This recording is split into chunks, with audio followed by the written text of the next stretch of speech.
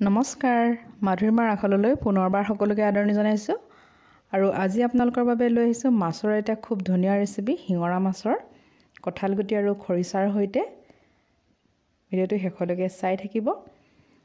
এয়া হৈছে শিঙৰা মাছ। মাছকেইটা ভালদৰে ধুই বাছি ল'লোঁ আৰু লগতে লৈছোঁ কেইটামান কঁঠালগুটি বাকলি গুচাই লোৱাৰ পাছত ৰঙা বাকলিটো মই অকণমান আঁতৰাই লৈছোঁ। এতিয়া কেৰাহীত মিঠাতেল গৰম কৰি ৰাখিছোঁ। জোখমতে নিমখ দিছোঁ আৰু জোখমতে হালধি দিছোঁ। হালধি দিয়াৰ পিছত অকণমান হেতাৰে লৰাই দিম আৰু জুই একেবাৰে কম কৰি ৰাখিছোঁ। এতিয়া ইয়াতে মই মাছকেইটা দি দিছোঁ।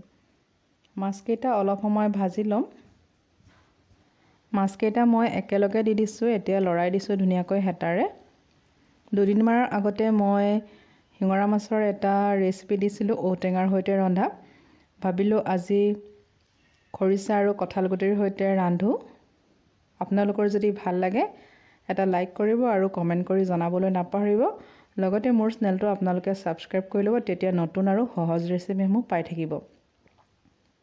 মাছকেইটা অলপমান সিজিছেই আৰু অলপ সিজাৰ পিছত মই কেৰাহীৰ পৰা নমাই ল'ম।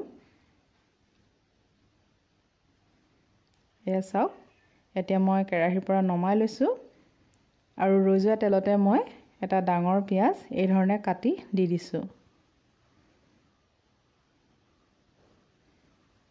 শিঙৰা মাছ খাবলৈ মই খুবেই ভাল পাওঁ। এতিয়া জোখমতে হালধি দি দিছোঁ। আপোনালোকে বাৰু শিঙৰা মাছ কেনেকৈ খায়? আৰু লৈছোঁ এয়া খৰিচা। এতিয়া মই এখন চামুচেৰে দি দিছোঁ। লগতে অকণমান খৰিচাৰ পানীও দি দিছোঁ।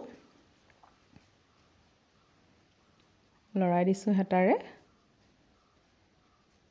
এতিয়া মই কঁঠালগুটিকেইটা কাটি ল'লোঁ সৰু সৰুকৈ। একেলগে দি দিছোঁ।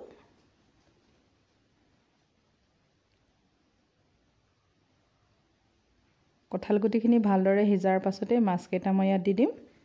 সোৱাদ অনুযায়ী নিমখ দিছোঁ। আকৌ অকণমান লৰাই দিছোঁ। 10-15 মিনিটমানৰ কাৰণে ঢাকন দি ৰাখিম। জুই একেবাৰে কম কৰি ৰাখিছোঁ। এতিয়া ঢাকনখন দি দিছোঁ। ইয়াত মই এতিয়া পানী দিম। প্ৰথমে অলপ দি কঁঠালগুটিকেইটা সিজাই লওঁ, তাৰপিছত আৰু অলপ দিম। এতিয়া আকৌ ঢাকনখন লগাই দিছোঁ।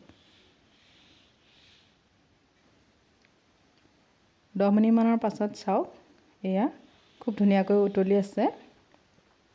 এনেকৈ খৰিচাৰ সৈতে মাছ খাবলৈ খুবেই ভাল লাগে আৰু কঁঠালগুটিৰ সৈতেতো ক'বই নালাগে। বহুতে হয়তো খাইছে।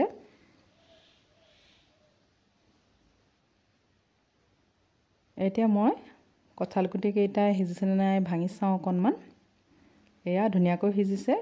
এতিয়া মই ইয়াত আৰু অলপ পানী দি দিছোঁ আৰু মাছকেইটা এতিয়া দি দিম।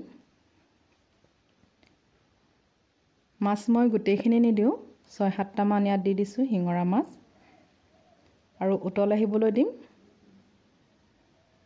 এতিয়া ঢাকনখন দি দিলোঁ।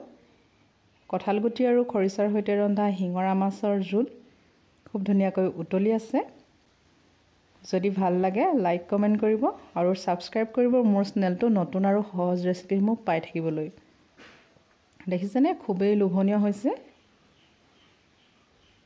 তেন্তে আজিলৈ আহোঁ, অন্য দিন আহিম এটা সুন্দৰ ৰেচিপিৰ সৈতে। Thank U.